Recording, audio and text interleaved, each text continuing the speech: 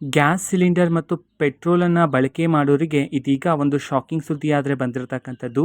ಹಾಗಿದ್ರೆ ಬನ್ನಿ ಇದರ ಬಗ್ಗೆ ಸಂಪೂರ್ಣವಾಗಿ ಮಾಹಿತಿಯನ್ನು ಈ ವಿಡಿಯೋದಲ್ಲಿ ನಾವು ತಿಳ್ಕೊತಾ ಹೋಗೋಣ. ಸೊ ವಿಡಿಯೋವನ್ನು ಸ್ಟಾರ್ಟ್ ಮಾಡ್ತೀನಿ. ಅದಕ್ಕಿಂತ ಮೊದಲು ನೀವಿನ್ನೂ ನಮ್ಮ ಚಾನೆಲ್ಗೆ ಸಬ್ಸ್ಕ್ರೈಬ್ ಮಾಡದೇ ಇದ್ರೆ ಈ ಕೂಡಲೇ ಚಾನೆಲ್ಗೆ ಸಬ್ಸ್ಕ್ರೈಬ್ ಮಾಡ್ಕೊಳ್ಳಿ ಮತ್ತು ಲೈಕ್ ಮಾಡಿ. ಸೊ ಈಗ ನಾವು ಇನ್ಫಾರ್ಮೇಷನನ್ನು ತಿಳ್ಕೊತಾ ಹೋಗೋಣ.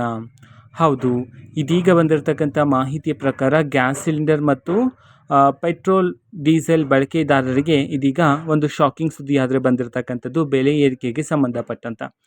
ಓಕೆನಾ. ಸೊ ಇದೀಗ ಗ್ಯಾಸ್ ಸಿಲಿಂಡರಲ್ಲಿ ಬರೋಬ್ಬರಿ 90 ರೂಪಾಯಿಯಿಂದ 190 ರೂಪಾಯಿಯಷ್ಟು ಏರಿಕೆಯಾಗಿದೆ ಅಂತ ಹೇಳಿದೀಗ ಮಾಹಿತಿ ಆದರೆ ಬಂದಿರತಕ್ಕಂಥದ್ದು. ಜೊತೆಗೆ ಪೆಟ್ರೋಲ್ ಮತ್ತು ಡೀಸೆಲ್ನ ಬೆಲೆಯಲ್ಲೂ ಸಹ ಏರಿಕೆಯಾಗಿದೆ ಅಂತ ಹೇಳಿ ಈಗ ಮಾಹಿತಿ ಆದರೆ ಬಂದಿರತಕ್ಕಂಥದ್ದು.